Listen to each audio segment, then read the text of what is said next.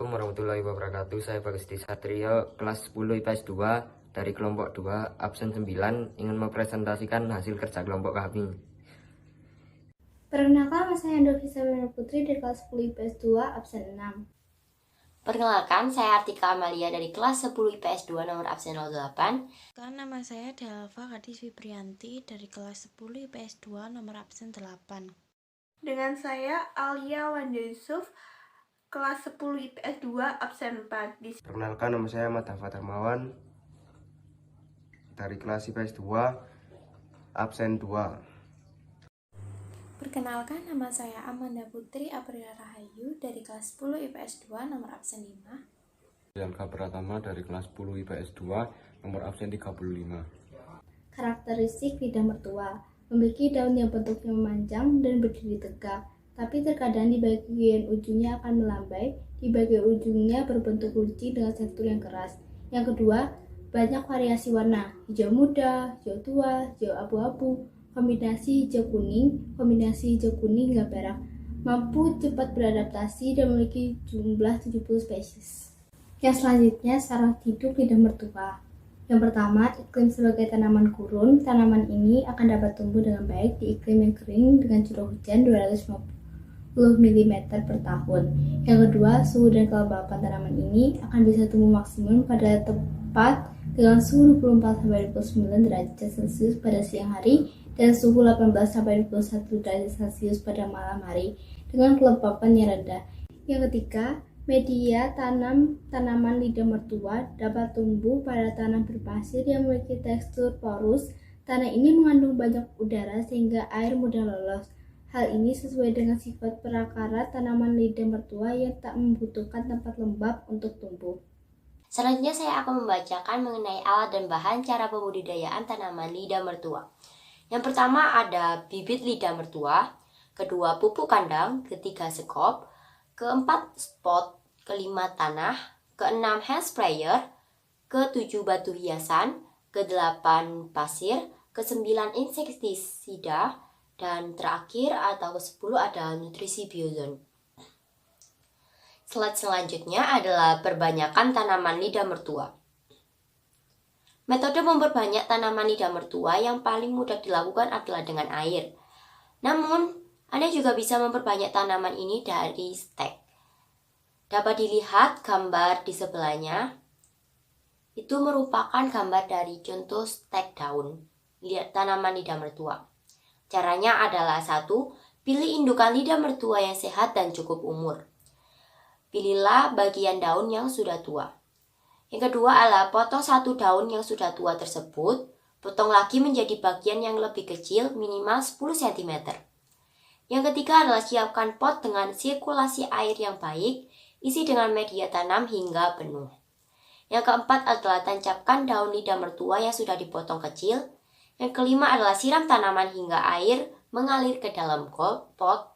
Dan yang terakhir adalah letakkan pot pada tempat teduh dan tidak langsung terkena sinar matahari. Berikut ini manfaatnya. Yang pertama, meningkatkan kualitas tidur. Yang kedua, menghilangkan polusi udara di dalam dan luar rumah. Yang ketiga, mencegah alergi. Yang keempat, menjadi obat untuk trauma gedung. Yang kelima, mengurangi radiasi dari alat elektronik. Dan yang terakhir, menghilangkan aroma bau tidak sedap. Ini saya akan membacakan nama penyakit tanaman hias lidah mertua. Busuk akar. Masalah yang sering dihadapi oleh tanaman lidah mertua adalah pembusukan pada akar. Hal ini bisa terjadi akibat penyiraman yang berlebihan dan seringkali terjadi di musim-musim dingin atau musim hujan. Jika tanaman lidah mertuamu mengalami busuk akar tanaman bisa mati karena kekurangan oksigen dan merangsang pertumbuhan mikroorganisme seperti Rhizotonia dan Pythium. Untuk menghindari masalah ini, sebaiknya gunakan pot dengan drainase yang baik sehingga tanah tidak lembab. 2. Terserang hama. Tanaman lidah mertua rentan dengan hama, kutu putih, dan tunggu laba-laba. Jenis hama ini menyedot getah pada tanaman, membuat tanaman menjadi layu, kekuningan, dan bahkan rontok daun. Jika kamu menemukan tanaman lidah mertua yang terinfeksi hama, sebaiknya segera buang karena beresiko menginfeksi tanaman di dekatnya. Untuk membasminya, kamu bisa mengambil kutu putih yang menempel di tanaman atau mengolesnya dengan alkohol jika kamu menemukan tungau laba-laba. Kamu bisa menyingkirkannya dengan mencuci tanaman menggunakan air. Setelah itu, tingkatkan kelembapan di sekitar tanaman agar tumbuh lama tidak betah dan segera pergi. Masalah jamur pada daun. Jamur dapat menyerang daun pada tanaman lidah mertua. Jamur dapat membuat daun berubah bentuk. Daun lidah mertua menjadi cekung, berpecah merah, dan terdapat pertumbuhan seperti jaring putih yang akhirnya berubah menjadi coklat tua. Untuk menghindari hal ini, jaga agar daun tetap kering. Siram saat tanah kering untuk menghindari kelembapan berlebih. Selain itu, simpan tanaman pada tempat dengan suhu ideal dan sinar yang cukup. Jenis-jenis lidah mertua: Sansevieria trifasciata laurenti. Sansevieria trifasciata laurenti biasanya ditanam pada halaman rumah dengan tanaman pakis dan bunga-bunga hias lainnya. Tanaman lidah mertua jenis ini memiliki ciri khas pada bentuk daunnya yang keras dan memanjang. Jenis tanaman lidah mertua yang kedua adalah Sansevieria cylindrica. Tanaman lidah mertua jenis Sansevieria cylindrica memiliki ciri yang khas yang berbeda dengan jenis lidah mertua lainnya. Bentuknya seperti tabung, alias lebih berisi dari daun lidah mertua biasanya, yang pipi dan ujung bagian atasnya lebih runcing, sehingga lebih terlihat seperti batang dibandingkan daun. Contoh gambarnya bisa dilihat di samping. Jenis lidah mertua yang ketiga adalah Sansevieria hahni. Sansevieria hahni adalah jenis lidah mertua yang memiliki bentuk menggemaskan karena ukurannya yang mungil dan pendek. Sebenarnya, jenis ini memiliki daun yang hampir sama dengan tanaman lidah mertua jenis lainnya, namun ukurannya lebih kecil. Dapat dilihat pada gambar di samping. Cara pembudidayaan tanaman lidah mertua. A. Persiapan. Pilih tanaman induk yang sehat dan rimbun dengan banyak tunas. Bongkar dan angkat induk lidah mertua dari pot. Pisahkan akar dari tanah dengan cara mengetuk tanaman hingga tanah berguguran. Setelah terpisah dari tanah, pilih tunas yang minimal memiliki 3 helai daun. Potong batang tunas dengan pisau tajam dan olesi potongan dengan pestisida. Setelah mendapatkan tunas, kembali induk lidah mertua di dalam pot. B. Penanaman.